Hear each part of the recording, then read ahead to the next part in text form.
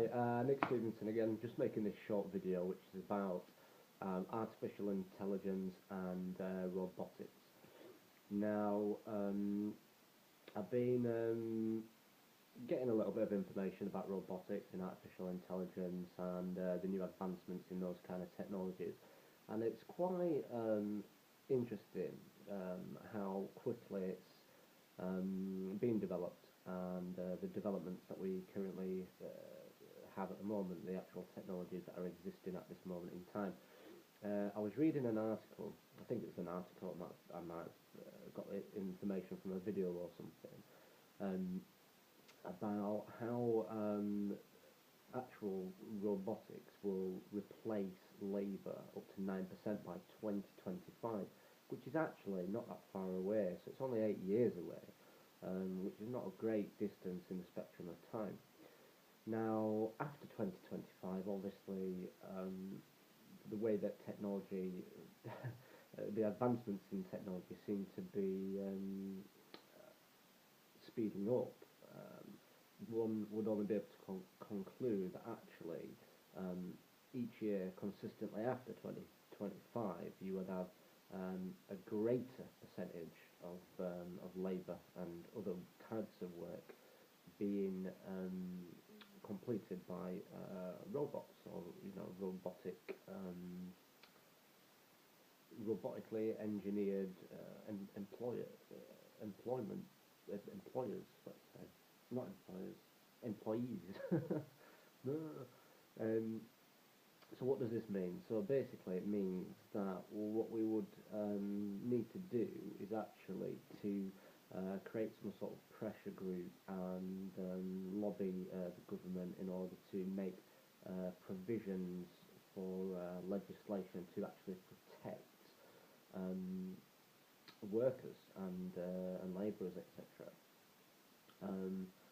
Because if labourers or workers didn't have some sort of protection, either from governments or other organisations, there would be considerable implications. One of which is there would be, citizens, civilians having an excess amount of time on their hands, potentially without an income supply. Now, that would create a vast burden upon, social services and things and whatnot. The other aspect of that is if, we all would like to live in an idealistic world and would like to think that, citizens, civilians would spend their free time on, or dedicate their free time to the benefit of society or whatever. And that is an idealistic fantasy. It's just not the way, unfortunately, that human beings are. The likelihood is that there would be a dramatic increase in crime, in social disorder, and it potentially be quite chaotic. The other aspect is an economic aspect. Whilst it would be beneficial for companies or corporations to replace the workforce with robots or robotically engineered employees, in many ways it would be economically disadvantageous to do that. The reason being that if who would have been the traditional employees don't have any money, how can they then make contributions to the economy?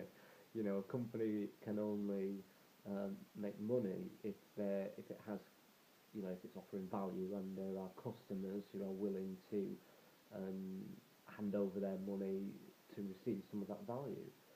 The difficulty is if the customers or people, civilians, people in society, whatever, don't have any money because they're not in employment, because their employment's been replaced by robotically engineered employees, how then can they make purchases?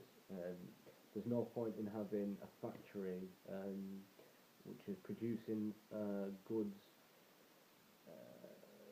from robotics if it doesn't have a marketplace to sell the goods to. It's it's like a snake eating its tail. Um, so yeah, and the other thing, yeah, I mean, because obviously people would have less money, there would again be more crime because people they'd steal, they'd starve, there'd be huge burdens on social services and whatnot. So it is important, I think, to make some sort of legal or provisions for legislation in order to protect